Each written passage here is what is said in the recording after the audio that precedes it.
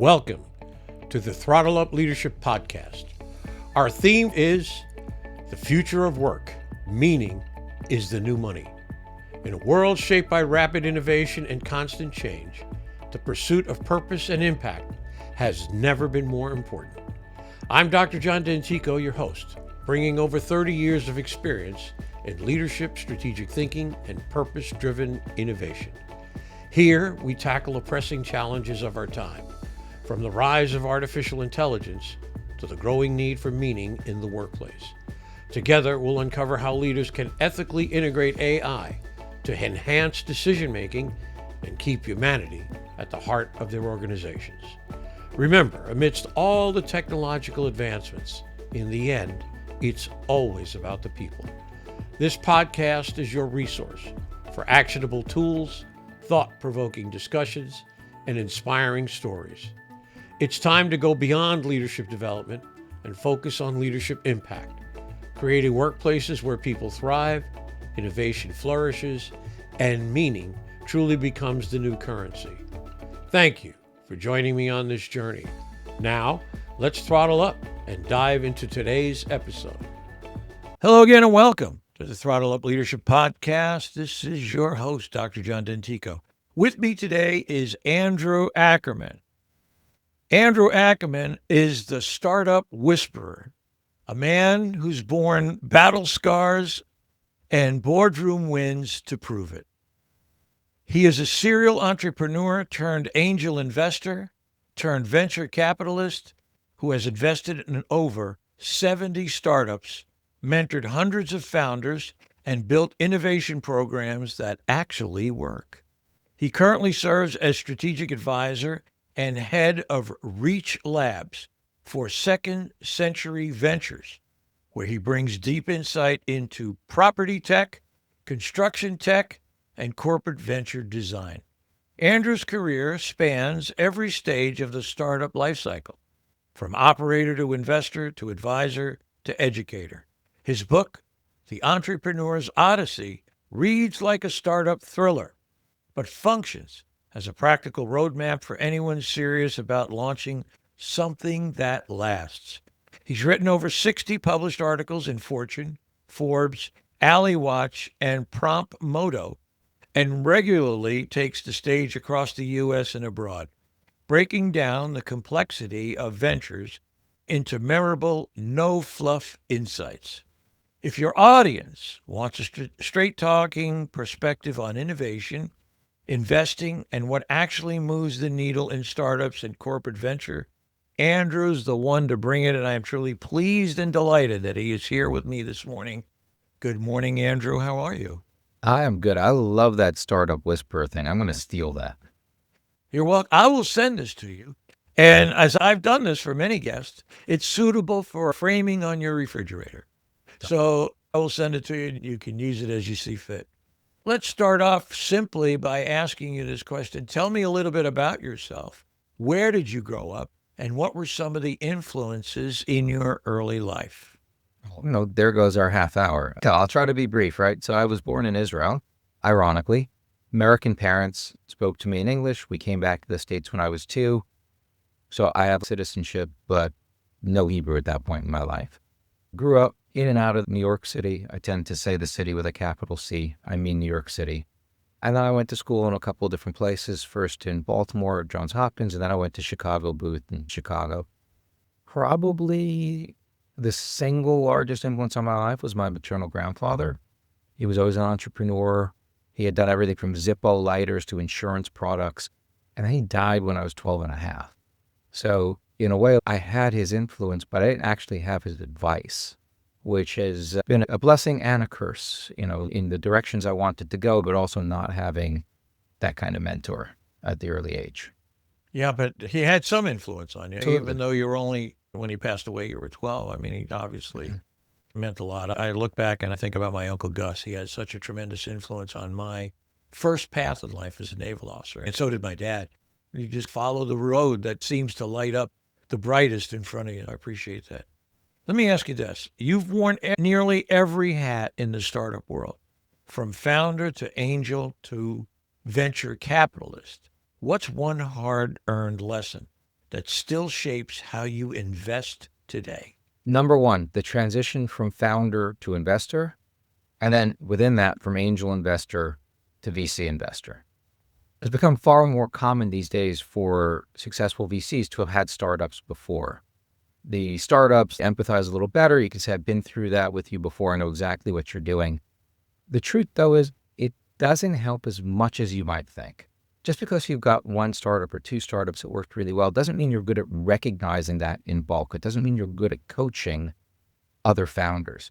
It doesn't mean you're good at raising money for your fund. Like, there's a lot of skills there that don't map on. A couple of things do, right? The ability to close the deal with a really good founder, like you can empathize with them, they identify with you, it does help. But it wasn't as large a bonus as I thought it was going to be. And I don't think it's as large a bonus now as it used to be since it's so prevalent. So that's, I don't know, 3/4 of my number one thing. The other thing was the jump from being an angel investor to actually doing this in bulk. I was running an accelerator at the time, which is kind of an extreme example, but I'll tell you what I mean by that. If you're an angel investor and you get a good startup in a month or 2 or 3 startups come your way, like, I don't want to do any of those that month, that's okay. You can do that. You can decide, I just don't want to invest this month. I didn't see anything I liked. But when you've taken other people's money as a VC and you need to deploy, you need to make your first investments in startups within the first 3 years. That's a different dynamic, especially if you're at a point in the cycle where the valuations are so inflated. I want to get into this AI company, but I can't pay 400 times monthly recurring revenue. But you're approaching the end of your 3-year cycle. You got to deploy, you go back to your investors and say, I'm going to hold your money longer. That's very different. And then on top of that, as an accelerator, I would look at over 1,000 startups to get to the 10 or 12 I wanted back when we were doing early stage pre-seed stuff. And I had to look at it in 6 weeks because I need another 2 or 3 weeks to do final round interviews. To generate that number of top of funnel is a totally different skill than to be an angel investor. And then to look at it without your eyes glazing over and becoming like a nasty human being, which I was. Like, I told people, apply early, because by the time I'm looking at like startup 900, I'm not giving anyone the benefit of the doubt. That was a phase change. It was a very different experience, and I wasn't prepared for that. But blatantly obvious in retrospect, I just had no idea going into it. Yeah, it's an interesting world, without a doubt. I mean, and I'm an outsider observing. I have to tell you, since you opened the door, I'm going to walk through it here. And that is the world of AI, the investments, the mega investments that are being made, and sorting out what I call the sustainability factors in AI. I'll just mention them. For me, when I look at AI investment, when I look at who's going to be left, because I think a shakeout's coming. And I'd love to get your perspective on that. You know, there are things, data, money, cooling, power, those are to me, are the sustainability factors for organizations who want to get into that world and develop an AI engine. I heard Elon Musk say something the other day that really caught my attention. He said, just to get a seat at the table for AI development, the cost is $250 million. Mm-hmm. As you look at the investment world of AI right now, I'd love to get your perspective. Do you see a shakeout coming? Do you see organizations buying other properties? Just take it and run with it, because I'm so interested in hearing what you have to say. Sure. This is a huge topic, so I'm going to try to get to a couple of pieces quickly, and you can tell me which way you want to dive in. Number one, we've been here before. Number two, there's a big difference between applied AI and underlying AI tools. Let's take that step by step. Actually, let's do the other order. Let's start with the difference, because that's important to get into what I mean by we've been here before. So when I say the actual AI tools, it's like I'm selling the pickaxes that you go out there and mine the gold with. That's where, to get into the game, it's $200 million to get in. That you're creating the actual libraries that people use. You're the new OpenAIs, you're the new Claude, you're the new Gemini. That's really hard, and I think that day is largely past. I think there's enough of them, and they're so far ahead. And this is one of those things where you've got economies of scale of data. It just gets better and better. So to come in, I don't think I would back a company coming in late in the game. Now, I'll put the caveat on it. The thing about VCs, I would never do X. accept, right? So I'll put that one caveat on it. Within a certain very specialized field where the library that you need to train it on either doesn't exist anywhere else and you have special access to it, or the other libraries just aren't going to work, maybe. Right? Now, I don't usually invest in the pickaxes. Right? I've been investing in industry verticals since 2015. So I'm more likely to be investing in applied AI, solving a problem in the construction space. The beauty of AI in that context is that it creates an answer to why now. There are so many smart and hungry entrepreneurs out there that the moment something becomes possible, I will see 12 decks, exact same idea, just different logos. And they're all like, oh, they stole my idea. No, they did. It's parallel evolution, right? You're all looking for solutions to the same underlying problems. They didn't exist a year ago, and now they do. So AI has opened the door to a lot of things. Now, before that, it was blockchain, machine vision, which is part of AI, speech to text, also part of AI technically, right? So all these things made possible things that didn't happen before. The mobile phone, right? And it's like an entire new continent of ideas that could actually become real. Didn't exist before. That opened the door. So the door is wide open now. And there's lots of opportunities. And I will still invest in companies that are using AI to solve painful underlying problems, primarily in my verticals. But I don't think I would invest in a ground up, I'm creating a new LLM type company. Now, like I said, we've been here before, right? On the applied AI stuff, blockchain, machine vision, all those other things going back, they open the door. And I love that because that means there's a whole bunch of new ideas coming in. Now, like the tide coming in, eventually it goes out and some of the stuff gets left behind.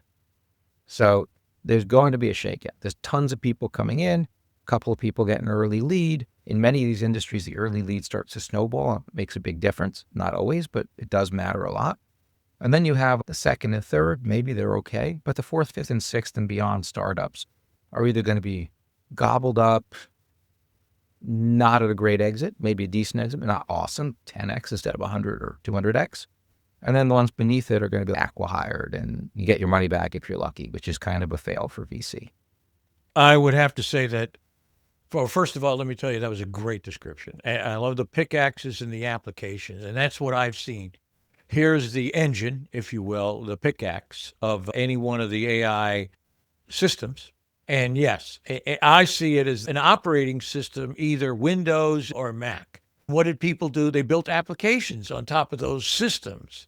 And that makes sense to me. So I can understand completely why you would invest in the application side of it to solve a real difficult issue where underneath there's the engine running the AI system. I think for certain, I'm looking up at the gobbling up factor. Who's going to get gobbled?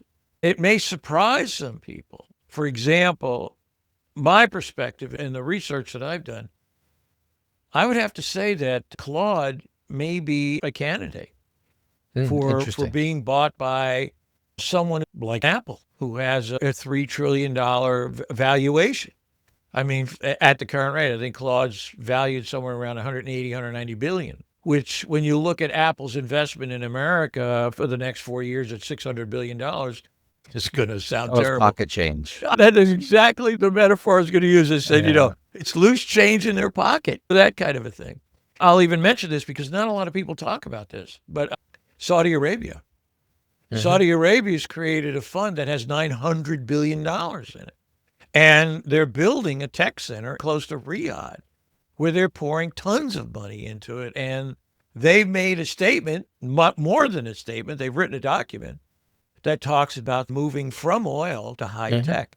While we're buzzing around with Meta, ChatGPT, and Claude, there's an outlier looking for the opportunity. I may be completely wrong in this, but I think they're looking to gobble something up so that, almost, I would say instantaneously, but very quickly, they could become a powerhouse. I'd love to get your perspective on that. Yeah, no, we see it before. And even if they don't end up pulling the trigger on it, it doesn't mean they're not looking at it right now.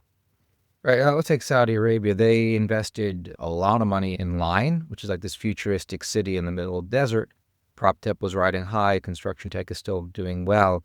You don't hear much about it anymore. Like they're looking for partners to come in and put other money into it. I don't know what'll happen. Will they end up pulling the trigger while they're riding high, or maybe it deflates after they purchased? Or will things drag on and then, kind of the bloom will get off the rose and they'll decide, listen, we won't play that game. Whether one happens or the other, from the outside, it'll look like they did it or they didn't. But I guarantee you, these are exactly the conversations they're having now. It's a very, very interesting dynamic. And the most interesting thing for me is it changes every day. Mm-hmm. It changes. You get up, you get up on a Monday morning and it's one way. By the time you go to bed on Friday night, it's something different. It's just moving so fast. But then you zoom all the way out to the point where you can't read any of the letters, but you can kind of see the shape of the paragraphs and it looks the same. Yeah. So it's weird. It's almost like a fractal thing where when you're up close, it looks like one thing. You pull back, the pattern is different. And we've seen this movie before, just with different actors. And one was a Western instead of a space opera. So I don't know which characters are going to win. I don't know which companies are going to be acquired or to become the next Google or the next Meta. But, you kind of know at the highest level how it's going to shake out. Yeah, it's very interesting. Let's peel the onion back a little bit more in your world, if we can. You are working with construction tech and you're working with property tech. Mm-hmm. And I think I'm saying this right, with the applications that are dealing with solving specific problems. Can you talk a little bit about the AI inflection point, if you will, for property tech and for construction tech, and how you see AI changing those worlds, if you will? So by the way, in prop tech, and especially in construction tech, there's actually 3 or 4 seismic changes, 3 or 4 why nows that are rocking the industry. So AI is definitely one of them, but robotics at a practical level, that's major change, and it's still early stages. And associated with that, obviously, machine vision, not always tied to robotics, but often, sometimes yes, sometimes no. So all 3 of these things are still working their way through the system. So let me illustrate a few of them. So let's start with AI because that's what you asked. So we have AI running either in super tactical ways or super big ways. So I'll give you an example of a super tactical startup. I believe the company's called Nyla June. So my wife's a real estate agent. By the way, she writes her own property descriptions. I know that because then she sends it to me to edit. So Nyla June comes along, and what they'll do is based on the data that you've put in and the pictures that you've uploaded, they'll write the property description for you. I have a good friend in the industry who says, you know how you know when a property description's been written by AI? It's when the realtors use the words there, and there properly. So that's really easy. It plugs right into whatever system you're using. It can plug into the multiple listing system and it writes it for them. So super tactical, but it is a pain point. A lot of realtors are really good at marketing themselves, really good at doing the transaction, not really great at writing. So tactical application of AI. At the much higher level, you've got companies like Cherry, and full disclosure, they're one of my portfolio companies, who are using natural language processing, again, part of AI, earlier wave, and then AI in general, to pull data from all these disparate sources. And in real estate, there are tons of different data sources, and they're sloppy and they're hard. How do I know that this property in that data set is the same as this property in the other data set? That's hard. And then when you figured out they are the same data set, they have different data. One says it's an 1,800 square foot apartment. The other one says it's 1,950. Which one's right? Do we care what's right? Because depending on your use case, the wrong number might actually matter more, to say New York City Department of Taxation. So getting all the data sets together, scrubbing them, deduping them, understanding which data, when they conflict, is actually more relevant, that's a massive use of AI. And this is a company now goes out and sells 6-figure contracts to start with. It's $150,000 to $200,000 per year just to start using Cherry. That's their opening price. And they're closing customers in 3 months, which if you've done any enterprise sales, that's light speed. It's usually 6 to 9 months. And those are for $50,000 engagements. Which sort of brings us back to the last point before is, what about AI? Why are they taking off so much? Why are the valuations so out there? It's because it's creating super scalers. You have companies, it could grow double, triple. That's what we were looking for. That's a really fast growing SaaS companies. You get companies growing 10x their revenue in a year. And that actually hasn't happened before, at least not in my memory. So that's how AI is hitting prop tech, both at the super tactical level and at the kind of really, really high-end strategic. And in construction tech, I'll give you like two other examples. Robotics, we can all kind of visualize it. I got robots that are doing painting and framing. I got a company right now I'm looking at, they have a robot that cleans the trash chutes in, commercial like rentals and office spaces. Do everything with it. And that probably you can visualize pretty well. But to use a machine vision example, there are companies now for the past 5 or 6 years already have been using either LiDAR or increasingly just video to look around a construction site. And before you pour concrete, it needs to make damn well certain that the vent is where it should be. Because if that vent is 2 inches over and you pour the concrete, that's $100,000, $200,000 to fix. So a guy comes in, doesn't use the iPhone. It's not the resolution isn't quite as good for that, but they'll scan the room and they'll be like, right, okay, we're good to go.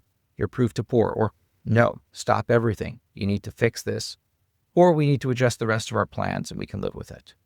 And that's already going back 7 years. Yeah, the quality control. I mean, in that perspective. The other thing that I've sort of watched and have admired is the use of new homes, single family or single family homes, and the ability to pour concrete into forms using technology and AI so that you're not framing in wood any longer. You may frame to a point where the concrete can form up, but the house is actually created out of concrete, which would, by the way, would make my dad just jump up and down with glee because he was just a big concrete guy. And, that kind of a thing. So the technology is actually giving us homes that are a lot more insulated, if you will, or better constructed, stronger, concrete, wonderful building capability. So very, very interesting to me. So, I would see that more impacting construction tech. I mean, wouldn't you? I've seen they look like basically scaled up 3D printers, pouring concrete flow. So let me preface this by saying that like, those things will live and die based on the economics. And you really have to understand the specifics of each one. I'm a little bit skeptical of that. It's really cool, but to lug around a large piece of equipment like that and to get all the materials and have it do it is probably much cheaper just to do wood frames. I mean, there's a reason we do wood frames. Where I find something maybe a little bit more interesting there are the facades. So the facades of the building, especially if they're like kind of cool buildings with unusually shaped facades where like one piece has to go in one place. Right? You have to pull these things and like you're shipping them and they're heavy from wherever you formed them. And then you got to make sure you put the right one in the right place, put the wrong one in the right place. It doesn't fit together. You got to pull it off. So to do those kind of facade, the kind of the one-off, very custom facades, using something like that on site, that one is probably closer to, good economics than just I'm going to need for a regular split family ranch in the middle of like Houston. I'm going to use like a concrete 3D printer. But we'll see. I could be totally wrong about that. I saw another one that was really cool with rebar. Right? The rebar cages, if you're doing concrete, you have to have a steel frame on the inside. Or if you're doing civil construction. Right now, a lot of those things are bent and welded and done by hand on site. Takes up a lot of space, takes up a lot of time. I've seen guys doing it off-site, and I've seen guys doing it with robots on-site. Right? And they have different economics. The robot on-site takes up space and is more expensive in some ways. We'll get the robot. You don't have to ship air. You have a concrete cage. You're shipping a lot of air because, you can't put stuff in the middle of this cage.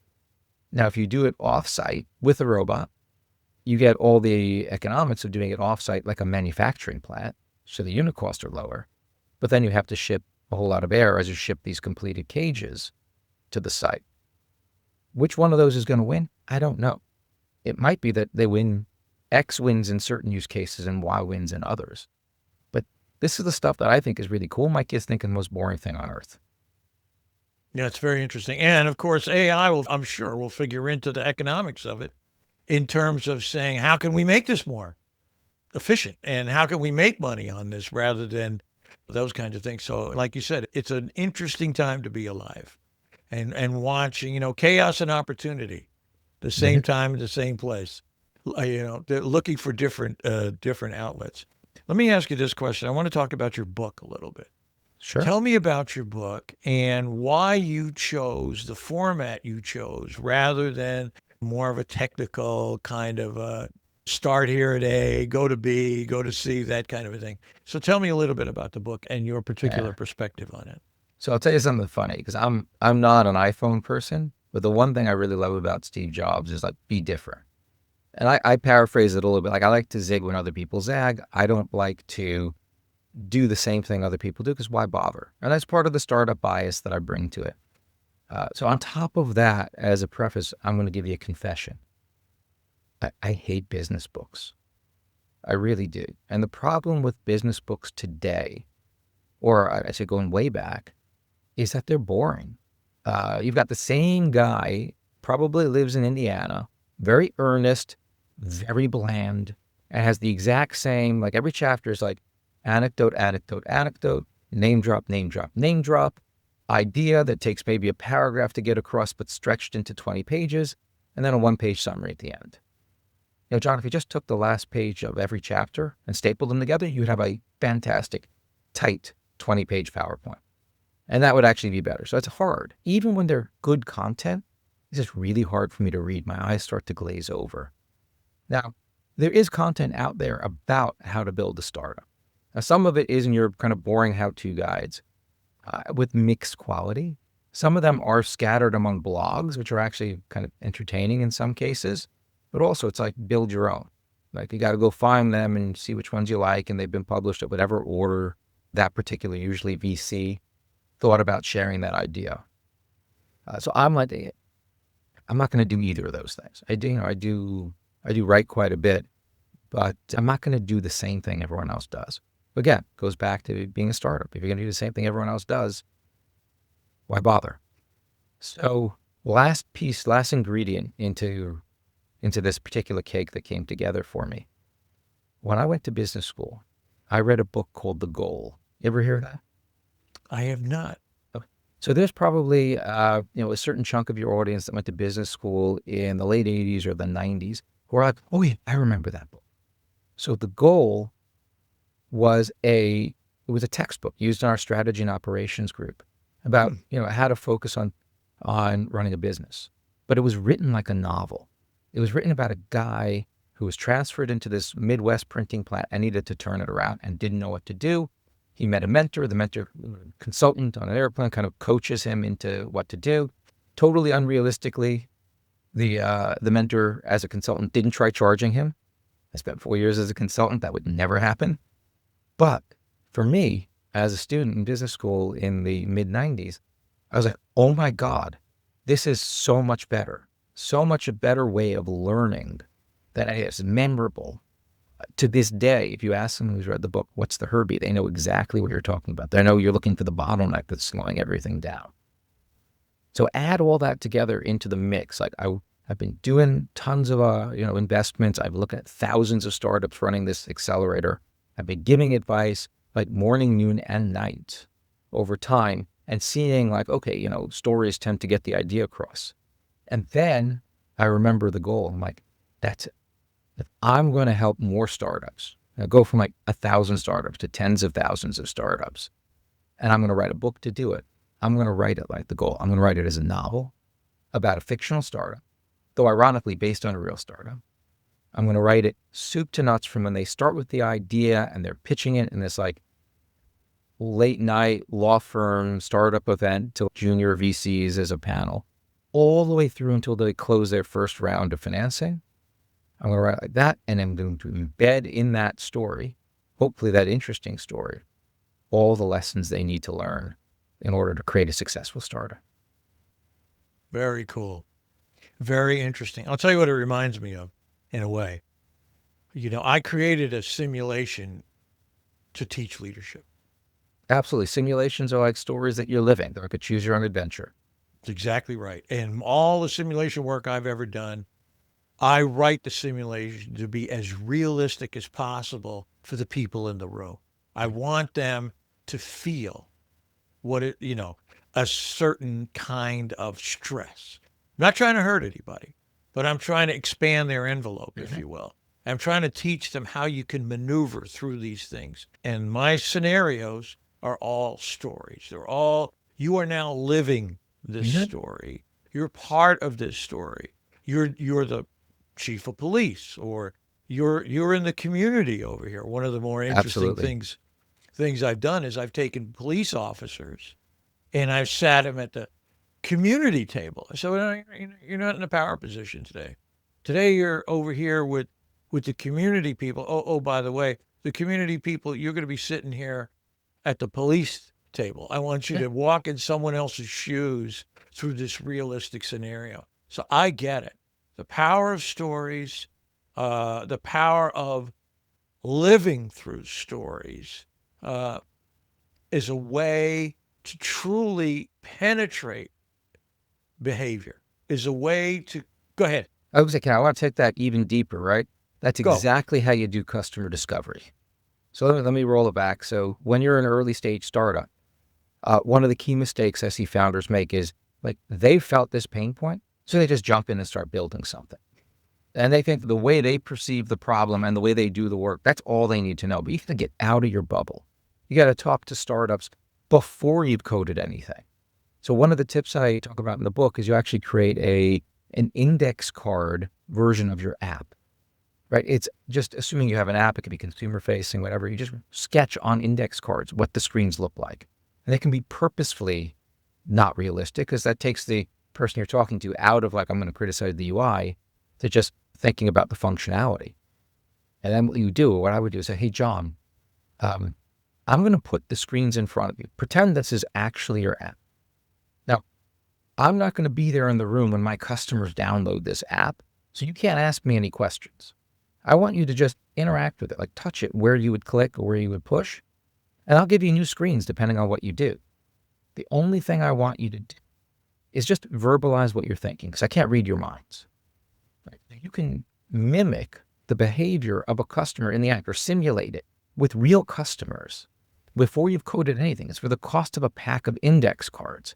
And you can learn so much about what your customers really need versus what you think they need, but no one's ever going to need. No one ever clicks on that button. Why am I building that? Or they're hesitating about something. And then when you do the debrief at the end, say, John, I noticed that you hesitated before clicking the button. What were you thinking? Right? Or you've already verbalized it. Like, I don't know, I'm a little worried about the privacy issue here, but I'm going to go press it anyway and see what happens. You learn all that stuff. Again, just for the cost of the index card. So I embed that in one of the chapters of the book. And of course, ironically, since it's the fictional startup is a kind of a speech-to-text productivity tool for small and mid-sized businesses, I use real estate agents as one of the examples. So Marcus, the character, is actually interviewing in one of it using the index card technique. A woman called Julia, who's a real estate agent. Our wife is Julie. She's a real estate agent. Like, there are parts where I'm not that creative. That's one of them. But they go through that entire process, that entire back and forth as part of the story. So absolutely, simulations are good not only to get people outside of what they think about, like you're going to be community, not the policeman. They're also good for the entrepreneur to get outside of his mind or her mind. You get into the mind of the customer. So interesting. It's brilliant. I mean, really profound. I've found that it can really change people's minds. I'll tell you, I worked for several business companies when I left active duty in the Navy, and they were software development companies and engineering scientific companies. And one of the things I remember was the often feud. I don't know if you could call it a feud. Probably a feud between the end users and the coders. Right? The coders were, like you say, the person with the big idea. Okay, this is how we're going to code it to do X or Y. And the end users would look at it and go, we don't need any of that stuff. This is where the hurt is. This is where the problem is. We needed to be able to give us this kind of data, this kind of information, so that we can now do something with it.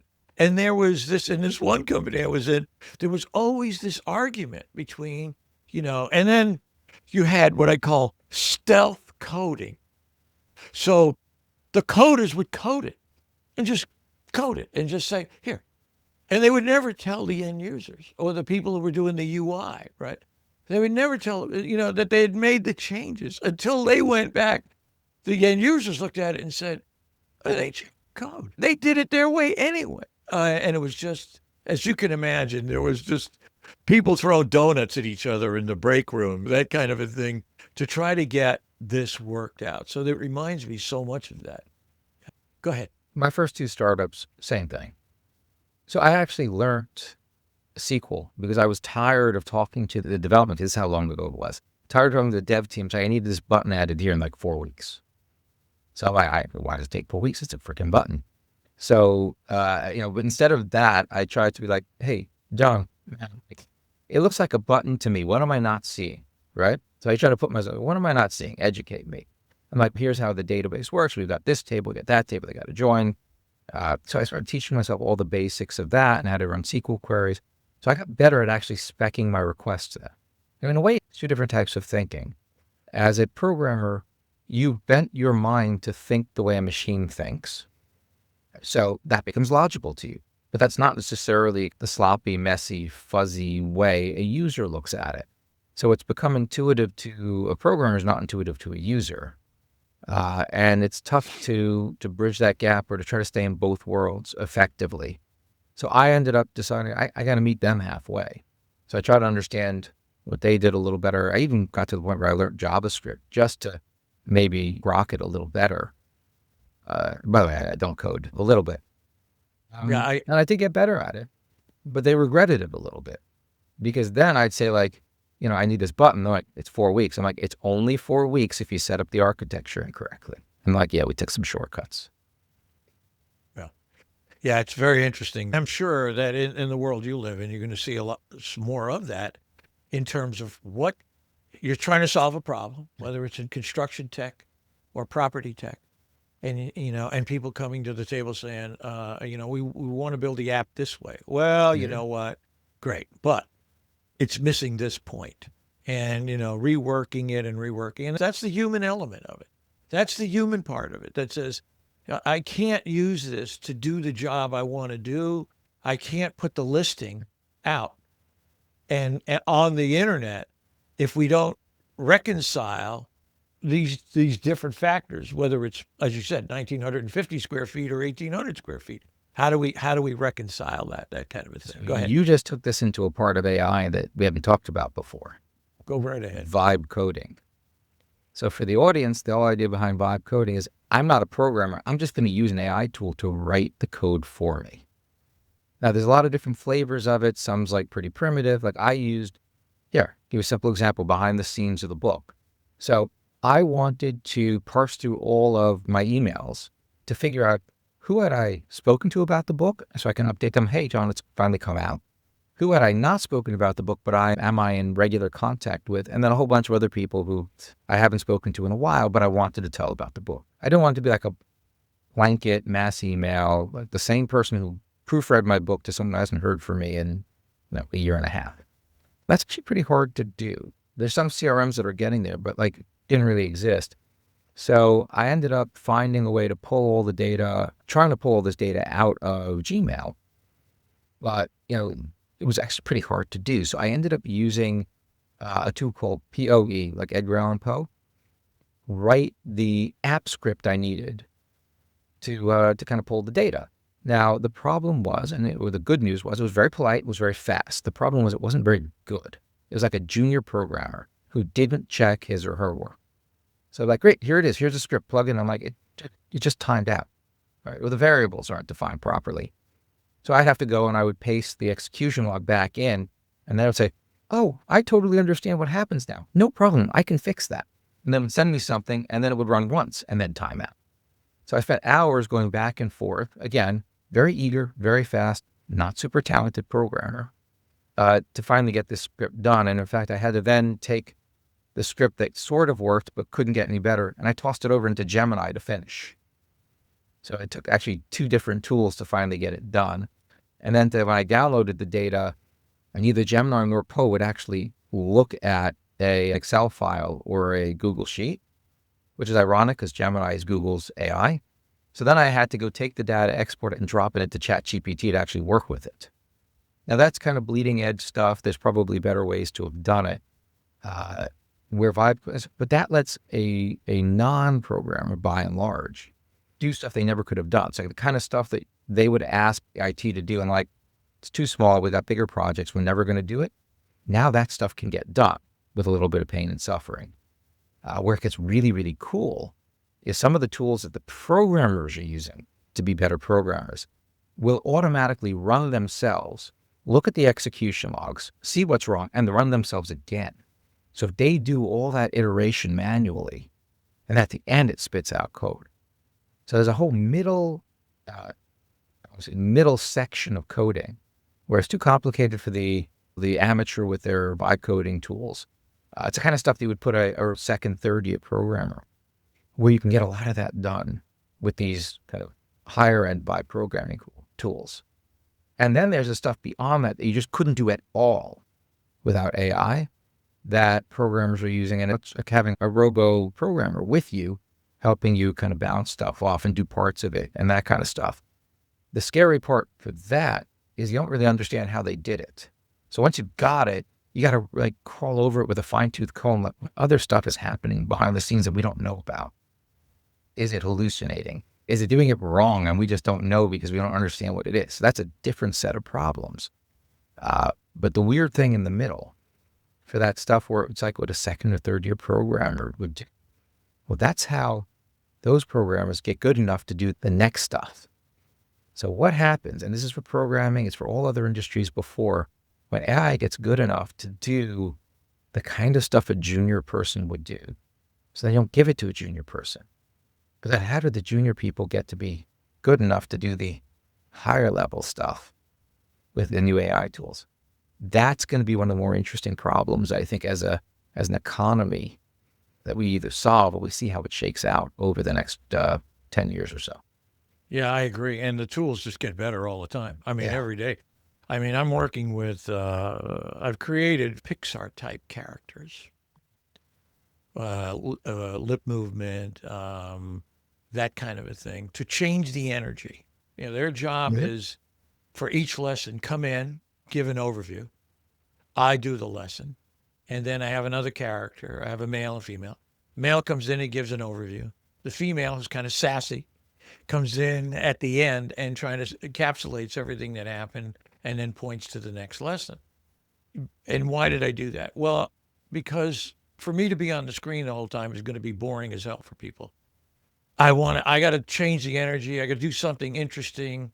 And for Udemy, you know, I will tell you that most of the folks who seek out Udemy courses are between the ages of 18 and 34. So trying to make that gap, trying to close that gap, if you will, from this old boomer here, you know, to a younger audience, you got to be kind of cool. Now, I have to use 2 programs to do it. Which do you use? I use Runway ML for doing the backgrounds and for stylizing the characters.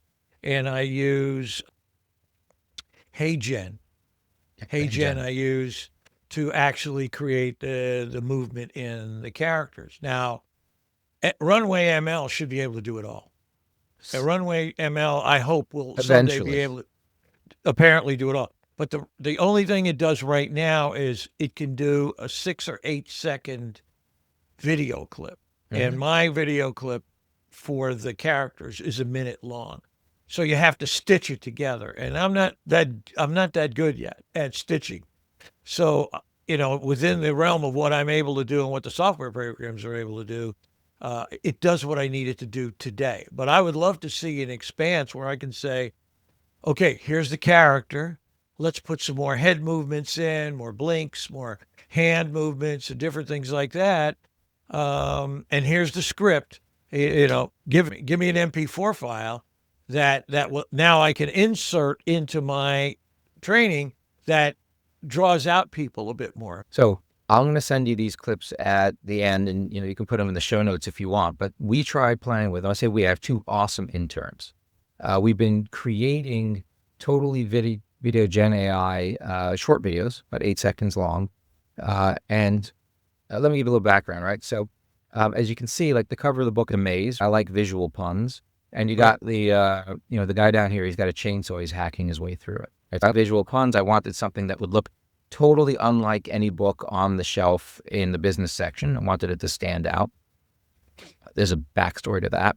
So we decided we're going to start creating videos around it, like getting lost in the startup maze. The beauty of having invested in so many companies before is I've got founders they've gone on to do all different things. So I got one of my founders, I said, Anna, hey, I know you're doing video Gen AI right now. Can you sit down for an hour with me and my two interns and tell me what's state of the art? How do you do it?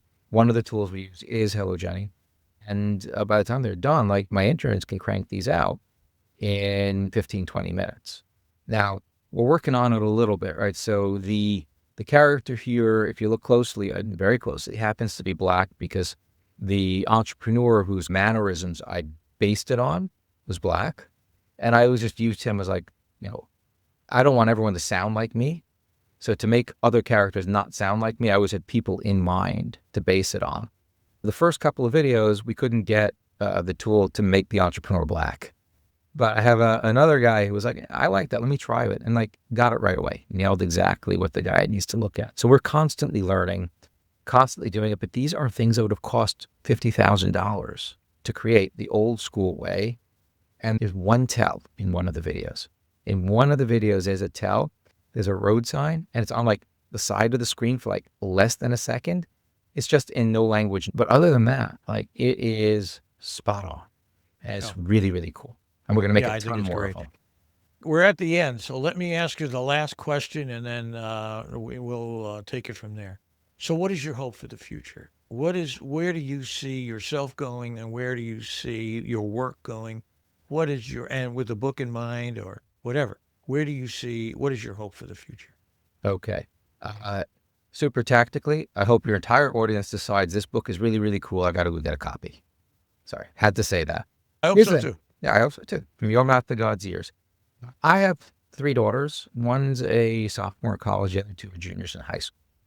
So my hope for them is also my hope for myself. It's my hope for you. It's hope for all your readers, is that we find the right balance between doing things the way we know works and experimenting with the new tools that come our way in a way that makes us effective. And I'll tell you what I mean by that. You've got some guys, and I mean that in a non-gender specific sort of way, any shiny toy they're always playing with.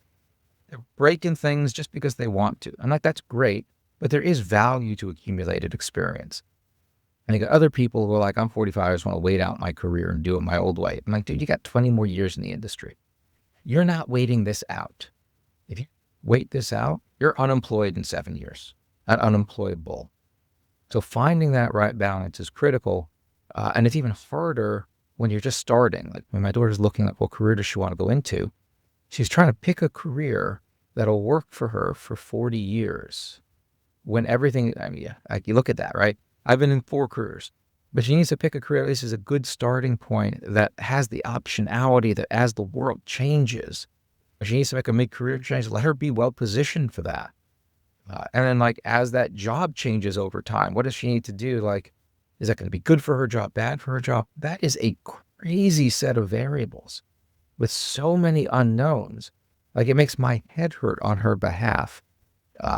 So, my hope for me, for the listeners, for my kids, is that we're able to navigate these decisions in an environment of so much uncertainty. Yeah. I've said this on several occasions in podcast guests. I think one of the worst questions we ask kids growing up is, what do you want to be when you grow up? I think the question should be, what talents do you want to use? because those talents are transferable. Yeah. It doesn't matter what industry. It doesn't matter what technology is today. Do you have a set of talents? You love using them? Find where they fit.